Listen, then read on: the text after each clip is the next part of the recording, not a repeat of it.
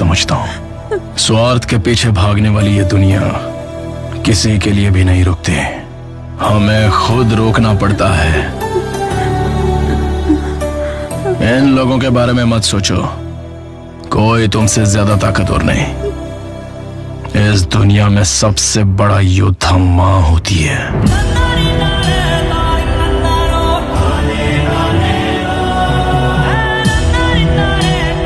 Hey guys, Vande Mataram. माँ जो एक वर्ड है ना, ये जो शब्द है, इस चीज़ को बांध पाना अपने वाक्यों से, अपनी बातों से इज़ लाइक इम्पॉसिबल, संभव ही नहीं है।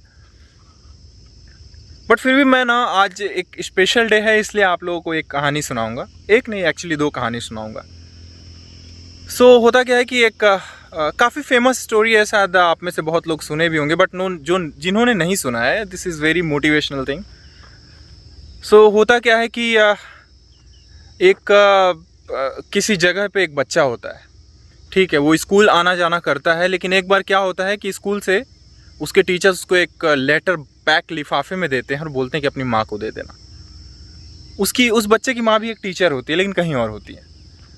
वो आता है बच्चा और अपनी माँ को वो जो लिफाफा है, बंद लिफाफा, वो दे देता है और कहता है, माँ, टीचर्स ने मुझे ये दिया और बोला है कि आपको दे दूँ। तो उसकी माँ वो लिफाफा खोल के देखती है और बहुत खुश होती है। बच्चा बोलता है, इसमें क्या लिखा है माँ? तो बोलते, बेटा, इसमें ये लिखा है कि टीचर्स बोल रहे हैं कि आपका जो बच्चा है वो काफ़ी ज़्यादा इंटेलिजेंट है और उसको थोड़ा सा और अच्छी स्टडीज़ की ज़रूरत है, जो स्कूल्स वगैरह में पॉसिबल नहीं है, ठीक है। क्योंकि वो जितना कैपेबल है, जितना अच्छे से चीज़ों को समझ सकता है, जितना अच्छा वो कर सकता है, वो स्कूल में हम उसको उतना नहीं दे पाएंगे, इसलिए आप उसको घर पे ही रख के पढ़ाइए। बच्चा खुश हो जाता है। फिर दिन कटने लगते हैं, वो बच्चा घर में ही पढ़ने लगता है, उसकी माँ उसको घर पे ही सब कुछ सिखाने पढ़ाने लगती है। बच्चा बड़ा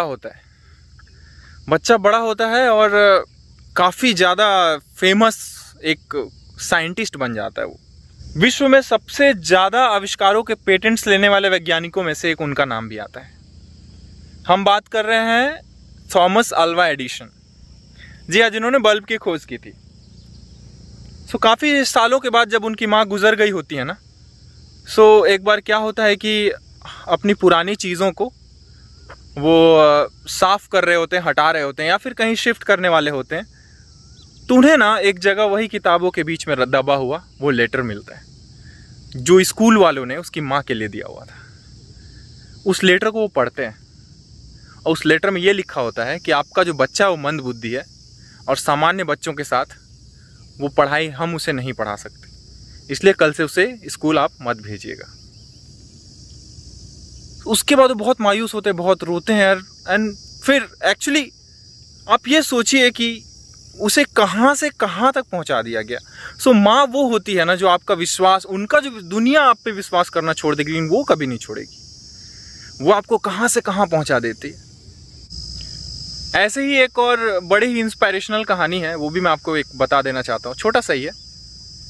एक ब्रिटेन की एक लेडीज़ हुई, मैरी मॉन्टेग्यू नाम था उनका।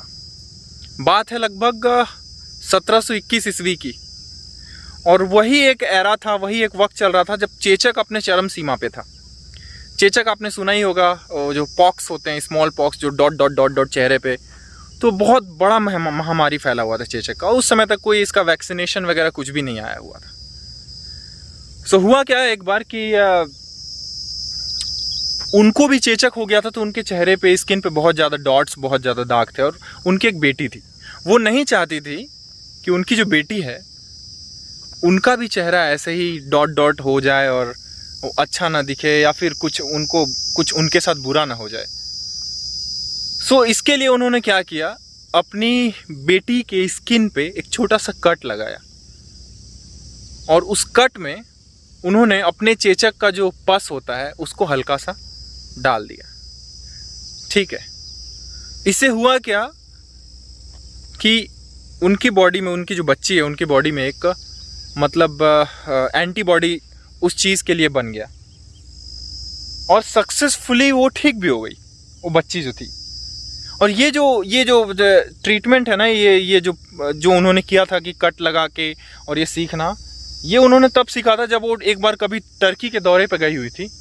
तो वहाँ की जो अनपढ़ और आर्मेनियन लेडीज़ और उधर की जो लेडीज़ होती थी, बुज़ुर्ग महिलाएं ना, वो अपने बच्चों को बचाने के लिए ऐसी करती थी कि उनके स्किन पे कट लगाती थी और पश वगैरह वहाँ पे डाल देती थी ताकि एंटीबॉडी जनरेट हो जाए और उनको मतलब उस चीज़ से इम्पैक्ट ना पड़े, इफेक्ट ना पड़े।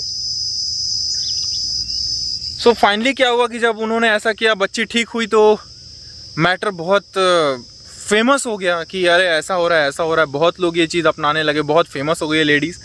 तो उस वक्त उस समय की जो राज परिवार था वहाँ का, उन्होंने भी ये काम किया, वो कट लगा के चेचक का पस मिला के वाला काम। जब उन्होंने ये काम किया तो अनफॉर्चुनेटली असावधानियों की वजह से ये फेल हो गया और बहुत बुरा परिणाम हुआ इसका।